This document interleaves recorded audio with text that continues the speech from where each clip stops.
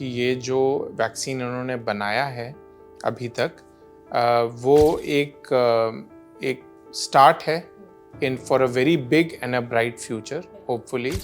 लेकिन मैं आपको सबको ये ज़रूर बताना चाहूँगा कि इसके जो टेस्ट हुए हैं वो अभी तक सिर्फ एनिमल्स में हुए हैं, वो अभी तक ह्यूमंस में टेस्ट भी नहीं हुए हैं, अप्लाई भी नहीं हुए हैं, अभी तक वो ह्यूमन स्केल पे किसी ने ट्राई भी नहीं किया है। बट उनके रिजल्ट्स एनिमल स्टेज पे बहुत अच्छे देखने को मिले हैं, इसलिए उनको फास्ट ट्रैक किया जा रहा है। देखिए, अभी तक तो इंडिया में कोई भी कैंसर की वैक्सीन के ऊपर अभी कोई भी काम नहीं चल रहा है, बट आई एम श्योर जब ऐसी न्यूज़ आती हैं तब एक अलग फ्लो में आदमी अपनी दिशा को मोड़ता है और उस पर रिसर्च शुरू करता है। एंड आई एम 100% श्योर जब हमारे साइंटिस्ट इतने कम समय में एक कोविड वैक्सीन बना सकते हैं तो ये कुछ भी नहीं है।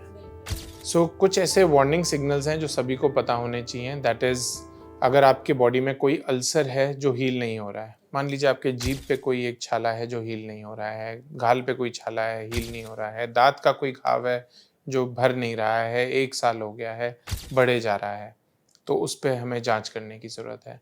आपके बॉडी में कहीं पे कोई लंप है, कोई गांठ है जो साइज़ में बढ़ रही है, उस पे हमें ध्यान देने की ज़रूरत है, वो नॉर्मल नहीं है। कहीं से ब्लीडिंग हो रही है, मुंह से ब्लीडिंग हो रही है, खांसी में ब्लीडिंग है, लैट्रिन के रास्ते ब्लीडिंग है, यूरिन के रास्ते ब्लीडिंग है, तो अपना जांच कराना बहुत ज़रूरी है।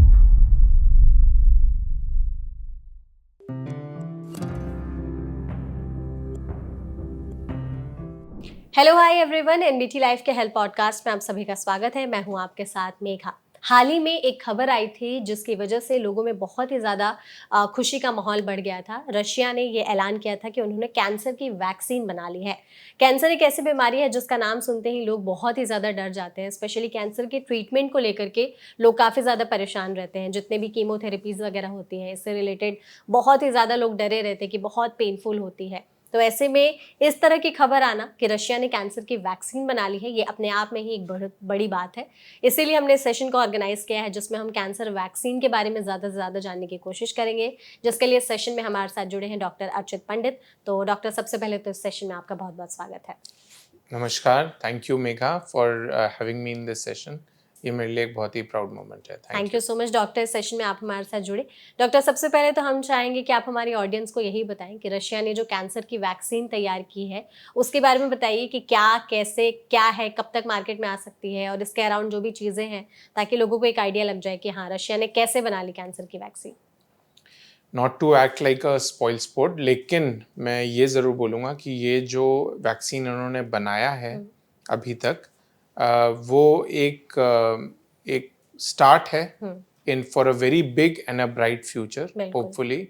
लेकिन मैं आपको सबको ये ज़रूर बताना चाहूँगा कि इसके जो टेस्ट हुए हैं वो अभी तक सिर्फ एनिमल्स में हुए हैं, वो अभी तक ह्यूमंस में टेस्ट भी नहीं हुए हैं, अप्लाई भी नहीं हुए हैं, अभी तक वो ह्यूमन स्केल पे किसी ने ट्राई भी नहीं किया है। बट उनके रिजल्ट्स एनिमल स्टेज पे बहुत अच्छे देखने को मिले हैं, इसलिए उनको फास्ट ट्रैक किया जा रहा है। अब ये जो वैक्सीन है, इनको हम कहते हैं थेरेप्यूटिक वैक्सीन्स। एक होते हैं प्रिवेंटिव वैक्सीन्स और एक होते हैं थेरेप्यूटिक वैक्सीन्स। जो प्रिवेंटिव वैक्सीन्स हैं वो होते हैं cervical cancer vaccines, HPV vaccines, hepatitis B, जो प्रिवेंट करते हैं कैंसर को होने में। ये जो थेरेप्यूटिक वैक्सीन्स हैं ये उन लोगों को दिया जाता है जिनको ऑलरेडी कैंसर है, ताकि हम उनमें ये वैक्सीन देके अपनी इम्यूनिटी को बूस्ट करें और हमारा इम्यून सिस्टम टेक ओवर करे to cure us from that cancer. तो ये जो कैंसर की वैक्सीन रशिया ने बनाई है, ये कब तक फिर ह्यूमंस तक अवेलेबल होगी या ह्यूमंस पर ट्रायल शुरू होंगे, कुछ ऐसा रफ आइडिया है? इसके trials are already on the way. ये ह्यूमंस में ट्राई किए जा रहे हैं या करने वाले हैं। एंड सबसे पहले ये कोलोन कैंसर, जो लैट्रिन के रास्ते का कैंसर होता है, उसी पे इनका एक्सपेरिमेंट हो रहा है। एंड स्टार्टिंग वहीं से है और उम्मीद है कि आगे चल के ये और कैंसर्स में भी इनका उपयोग होएगा। ये ऐसा नहीं है कि वन स्टॉप सोल्यूशन, एक ही वैक्सीन है जो सब कैंसर में काम करेगा, ऐसा नहीं है। ठीक है, ये आई थिंक एक दर्शकों को पता होना चाहिए। क्योंकि कई बार दर्शक, मेरे फ्रेंड्स भी मुझसे ये पूछते हैं कि कहीं ना कुछ तोड़ आ गया है लेकिन कोई बाहर निकाल नहीं रहा है। हाँ। सो ऐसा नहीं है। तो ये एक वैक्सीन है जो एक कैंसर के लिए अभी बनी है और उस पर भी टेस्ट चल रहा है कि क्या ये इफेक्टिव होगी या नहीं। बिल्कुल। और ये बहुत ही सही समय पे ये वैक्सीन आ रही है, क्योंकि ये वैक्सीन जो बनी है वो mRNA वैक्सीन्स के प्लेटफॉर्म पे बनी है। And thanks to Moderna and other vaccines जो कोविड में जिसका इंट्रोडक्शन हुआ था, to develop an mRNA vaccine. ठीक है। सो उस वैक्सीन के बेसिस पे इन वैक्सीन्स को बनाया जा रहा है। इसमें एक सरल तरीके भाषा में अगर मैं समझाना चाहूँ अपने दर्शकों को कि इसमें होता क्या है, तो इसमें इस वैक्सीन में कुछ ऐसे एंटीजेंस या कुछ ऐसे फॉरेन बॉडीज हम डालते हैं जो हमारी बॉडी में जाके हमारे इम्यून सिस्टम को एक्साइट करते हैं। ठीक है।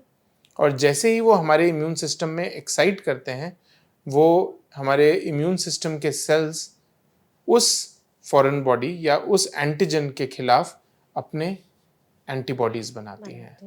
And these antibodies are directed against those specific cancer antigen. Okay. So हम वो कैंसर एंटीजन लेते हैं, उनको प्रोसेस करते हैं, वैक्सीन से उनको डेवलप करते हैं, उनको वापस से बॉडी में डालते हैं और इम्यून सिस्टम जनरेट होता है। Okay. So it is still in research mode.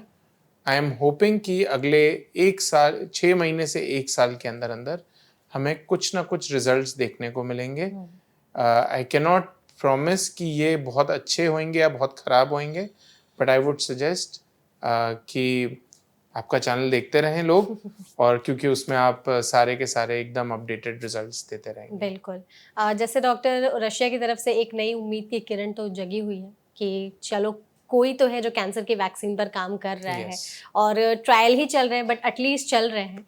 India में अभी तक क्या है कि इंडिया में क्या पहुँचे हैं, कहाँ पहुँचे हैं लोग? कैंसर की वैक्सीन बनाई जा रही है, उसके लेकर कुछ रिसर्च वगैरह चल रही है या? देखिए, अभी तक तो इंडिया में कोई भी कैंसर की वैक्सीन के ऊपर अभी कोई भी काम नहीं चल रहा है, बट आई एम श्योर जब ऐसी न्यूज़ आती हैं तब एक अलग फ्लो में आदमी अपनी दिशा को मोड़ता है और उस पर रिसर्च शुरू करता है। एंड आई एम 100% श्योर जब हमारे साइंटिस्ट इतने कम समय में एक कोविड वैक्सीन बना सकते हैं, तो ये कुछ भी नहीं है। बिल्कुल, एग्जैक्टली। और मुझे भी ये लगता है कि आने वाले समय में इंडिया में भी जल्द से जल्द कैंसर की वैक्सीन पर कुछ ना कुछ काम तो ज़रूरी होगा, क्योंकि हम देख रहे हैं कि इंडिया में भी कैसे कैंसर के जो केसेस है वो काफ़ी ज़्यादा बढ़ रहे हैं।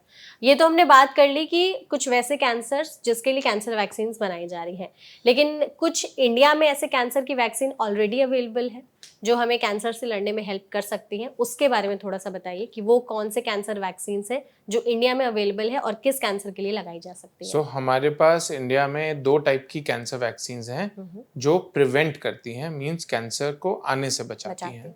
That is cervical cancer vaccine, जिसको हम also we call it as human papilloma virus vaccine, that is HPV vaccine, and the other is hepatitis B vaccine. So ये जो HPV वैक्सीन है, ये दोनों ही बच्चों में, बॉयज़ एंड गर्ल्स दोनों में ही लगाना चाहिए। इन दोनों ही में ये 9 to 26 की एज में बीच में लगाना चाहिए। ये सर्वाइकल कैंसर से बचाता है, वल्वल वजाइनल कैंसर्स, बॉयज़ में penile cancers and oral cancers and oesophageal cancer से बचाता है। और hepatitis B cancer vaccine will protect us against liver cancer. Liver cancer, okay.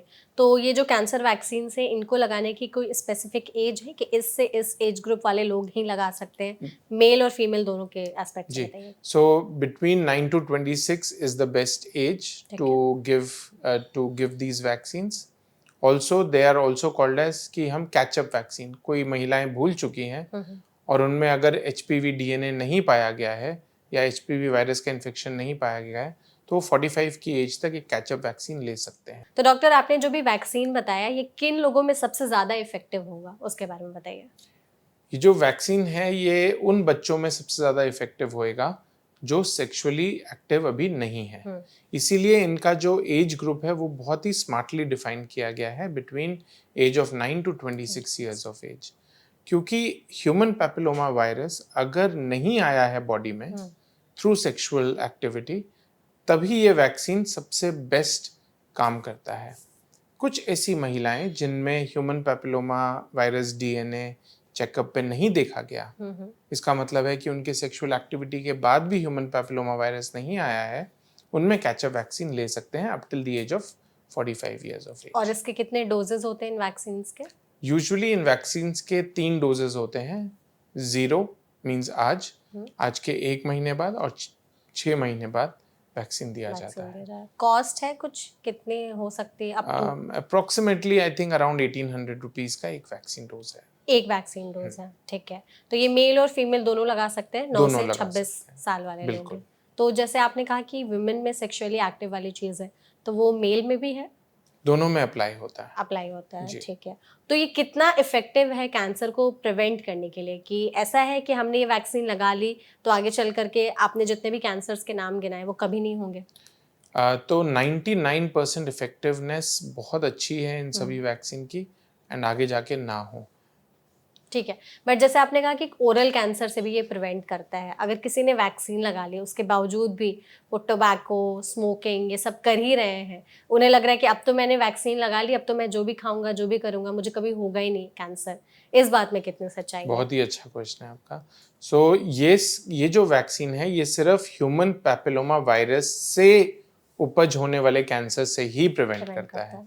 जो टोबैको से जो कैंसर होएगा, स्मोकिंग से जो कैंसर होगा, ओरल कैंसर जो दांतों के इरिटेशन या जीभ में लगने से बार बार हो सकता है या गाल पे लगने से बार बार हो सकता है, उससे प्रिवेंट नहीं करता। ये ह्यूमन पैपिलोमा वायरस के अगेंस्ट ही कैंसर्स को प्रिवेंट करता है। ओके डॉक्टर, कैंसर के अराउंड कुछ ऐसे मिथ्स हैं जो आपने सुने हैं, जो इस पॉडकास्ट के जरिए आप ऑडियंस को बताना चाहेंगे कि ये गलत है, इसमें कोई सच्चाई नहीं है? सबसे बड़ा मिथ ये है कि कैंसर सर्जरी से कैंसर फैलता है। हाँ। तो कई लोगों को ये लगता है कि कट लगा दो तो कैंसर फैल जाएगा, ऐसा बिल्कुल नहीं है। सेकेंडली, शुगर खाने से कैंसर फैलता है या वाइट चीज़ें खाने से कैंसर फैलता है। कई लोग दूध नहीं पीते हैं, राइस नहीं खाते हैं, जस्ट बिकॉज कि कैंसर उनको लगता है कि कैंसर फैलता है। तीसरा मिथ है अल्कलाइन वाटर। कई लोग कहते हैं कि अल्कलाइन वाटर पीना चाहिए, उससे कैंसर प्रिवेंट होता है, ऐसा बिल्कुल भी नहीं है। अच्छा। हमारी बॉडी एक न्यूट्रल बॉडी है। आप अल्कलाइन वाटर लेंगे वो विद इन सेकेंड्स उसको न्यूट्रलाइज कर देगा। आप एसिडिक वाटर लेंगे वो उसको अंदर जाके न्यूट्रलाइज कर देगा। सो उसमें कोई सच्चाई नहीं है। लोगों को लगता है माइक्रोवेव से कैंसर होता है, ऐसा नहीं है। फ्रिज में रखने से, माइक्रोवेव में खाना, एयर फ्रायर का भी आजकल बहुत ज़्यादा वो है कि एयर फ्रायर में खाना बनाने से कैंसर बट ऐसा नहीं है। डॉक्टर, आप हमें कुछ ऐसे साइंस बता दीजिए या सिम्टम्स बता दीजिए जो हमारी बॉडी हमें दे रही है वार्निंग सिग्नल की तरह कि ये शायद कैंसर की तरफ इशारा हो सकता है, तो समय रहते आप इसका इलाज करवा लीजिए। कुछ ऐसे वार्निंग सिग्नल्स हैं जो सभी को पता होने चाहिए। दैट इज, अगर आपके बॉडी में कोई अल्सर है जो हील नहीं हो रहा है, मान लीजिए आपके जीभ पे कोई एक छाला है जो हील नहीं हो रहा है, गाल पे कोई छाला है, हील नहीं हो रहा है, दांत का कोई घाव है जो भर नहीं रहा है, 1 साल हो गया है, बढ़े जा रहा है, तो उस पर हमें जांच करने की ज़रूरत है। आपके बॉडी में कहीं पे कोई लंप है, कोई गांठ है जो साइज में बढ़ रही है, उस पर हमें ध्यान देने की ज़रूरत है, वो नॉर्मल नहीं है। ठीक है। कहीं से ब्लीडिंग हो रही है, मुंह से ब्लीडिंग हो रही है, खांसी में ब्लीडिंग है, लैट्रिन के रास्ते ब्लीडिंग है, यूरिन के रास्ते ब्लीडिंग है, तो अपना जांच कराना बहुत ज़रूरी है। ठीक है। खाना हम सॉलिड खा रहे हैं और हम लिक्विड खाना खाने लग गए हैं, उसमें हमें देखना बहुत ज़रूरी है कि कहीं कैंसर तो नहीं है। घर बैठे भी कुछ ऐसे हैं प्रिवेंटिव मेजर्स जो हम ले सकते हैं या पहचान सकते हैं कैंसर के डिटेक्शन के लिए, कि घर बैठे हम कैसे पता लगाएं कि शायद किसी को कैंसर हो सकता है? देखिए, अपनी बॉडी पे हमें ध्यान देना बहुत ज़रूरी है। ये जो मैंने वार्निंग साइंस बताए उस पर ध्यान दीजिए। दूसरा, for women breast cancer is something which is very very common in the world. तो महिलाओं को महीने में एक बारी अपने शीशे के सामने बैठ के अपने हाथ के पाम से अपने ब्रेस्ट को रोटेटिंगली उसको फील करना चाहिए और देखना चाहिए कि उनको कोई लंप तो नहीं फील हो रहा है। अगर कोई लंप फील हो रहा है तो अपने विशेषज्ञ के पास जाएं और उनसे जांच कराएं, देखें कि कहाँ पे कुछ ऐसा लंप है। एक मैमोग्राफी, साल में एक बारी मैमोग्राफी कराएं। These things will help in preventing or sorry, not preventing, at least early detection of cancer. cancers. बिल्कुल डॉक्टर, ऐसी कौन सी गलतियां हैं या ऐसी कौन सी चीजें हैं जो बिग नो है, जो कैंसर की तरफ कंट्रीब्यूट कर रही हैं और हमें बंद कर देनी चाहिए करनी? देखिए, sedentary lifestyle a big no है. Everyone should be active. Correct. Obese खाना, obesity is a big no. Obesity is the new cancer. It has been said even in World Health Organization में भी ये बोला गया है. Smoking, alcohol हम जितना बोलें कम है, क्योंकि ऑलरेडी हम कब से कितने समय से ये बात बोल रहे हैं. So that is a big no. कुछ ऐसे खाने जो हमें बिल्कुल नहीं खाने चाहिए. Fatty foods, processed meat, processed foods, they are a big no that should never be eaten. So these are some very big no's in cancers. ये बहुत ज़्यादा ज़रूरी है. हम ये चाहेंगे डॉक्टर कि आप ये भी बता दीजिए कि आजकल इंडिया में किस एज ग्रुप के लोगों में कैंसर सबसे ज़्यादा फैल रहा है और अर्ली डिटेक्शन के लिए कौन से टेस्ट हमें कराने चाहिए हर साल? आज के समय में कैंसर मिडिल एज में सबसे ज़्यादा देखा जाता है, लेकिन जिस रेट से कैंसर यंग में हमें देखा जा रहा है, आई पर्सनली बिलीव कि ये ओवरटेक कर जाएगा मिडिल एज को भी, because the rate at which cancer फैल रहा है in younger age, that is very very fast. And हमें ब्रेस्ट कैंसर सबसे फ्रीक्वेंटली देखे जाते हैं, cervical cancers, women genital tract cancers such as uterine cancers. Men में हमें कोलॉन कैंसर, रेक्टम कैंसर बहुत फ्रीक्वेंटली देखने को मिल रहा है because of change in diet practices. पहले हम वेजिटेरियन थे एज आर प्रथा, now we are becoming more non vegetarian. So colon and rectum cancer, stomach cancers, these are now very frequently seen. Lung cancers बहुत फ्रीक्वेंटली देखे जाते हैं because of smoking. So these are one of the most commonest cancers. और early detection के लिए कौन से टेस्ट हैं जो हमें हर साल कराने चाहिए? देखिए, हमें मैमोग्राफीज साल में एक बार ज़रूर कराना चाहिए. हमें एक पैप स्मीयर प्रोग्राम में इनरोल होना चाहिए to detect vaginal cancer, cervical cancers and endocervical cancers. हमें महीने एक साल में एटलीस्ट एक बारी या 6 महीने में एक बारी एक अल्ट्रासाउंड पेट का करा लेना चाहिए, just to see an overview कि हमारा लिवर ठीक है कि नहीं है, हमारी ओवरीज, हमारे जेनिटल ऑर्गन्स, यूट्रस, ये सब ठीक है तो नहीं है. अगर हमें बहुत ज़्यादा एसिडिटी है बहुत लंबे समय से, एक एंडोस्कोपी कराएं. अगर आपको स्टूल में ब्लीडिंग हो रही है तो ज़रूर कोलोनोस्कोपी कराएं. These are very important things. Latrine का जांच for occult blood, it is something very simple and effective to look for any early signs of cancer. ठीक है, तो ये सारे टेस्ट हम हर साल करा सकते हैं. जी, एल्डरलीज में PSA कराएं. PSA that is for prostate cancers. Okay, तो इन सभी जांच को अगर कराते हैं तो अर्ली डिटेक्शन में हेल्प मिलेगी. And I guess you will also agree कि जितना जल्दी कैंसर का पता चलेगा, इलाज उतना बेहतर और इफेक्टिव हो सकेगा. बिल्कुल बिल्कुल बिल्कुल. और सिर्फ इलाज बेहतर नहीं, इलाज सस्ता भी हो सकता है. Indian mentality is also with the cost. So जितना लेट पता करेंगे कॉस्ट उतना ही ज़्यादा लगेगा, जितना जल्दी पता करेंगे कॉस्ट भी उतना कम लगेगा और क्योर भी ज़्यादा मिलेगा. बिल्कुल. Thank you so much doctor, इस सेशन में आप हमारे साथ जुड़े. आपने वैक्सीन के बारे में हमें काफ़ी अच्छे से डिटेल जानकारी दी है. इस सेशन में हमारे साथ जुड़ने के लिए थैंक यू सो मच. आपके व्यूवर्स को thank you and thank you Megha for having me here. Thank you audience. आपने इस वीडियो को देखा, इसे शेयर ज़रूर करिएगा. कैंसर वैक्सीन के बारे में अच्छी खासी इन्फॉर्मेशन इस वीडियो के ज़रिए हमने आप तक पहुँचाई है. अगर आप चाहते हैं कि हम किसी और टॉपिक पर वीडियो बनाएं, आप उसके सजेशंस भी हमें कॉमेंट बॉक्स के ज़रिए दे सकते हैं. हम पूरी कोशिश करेंगे वैसे टॉपिक्स पर वीडियोस बनाने के. इस सेशन से जुड़े आपके मन में कोई और सवाल रह गए हों, वो भी आप पूछ सकते हैं. हम वो भी कोशिश करेंगे डॉक्टर के जरिए उन सभी सवालों के जवाब देने के. और ऐसे और भी हेल्थ पॉडकास्ट के लिए हमारे चैनल NBT लाइफ को सब्सक्राइब करना बिल्कुल ना भूलें. Thank you.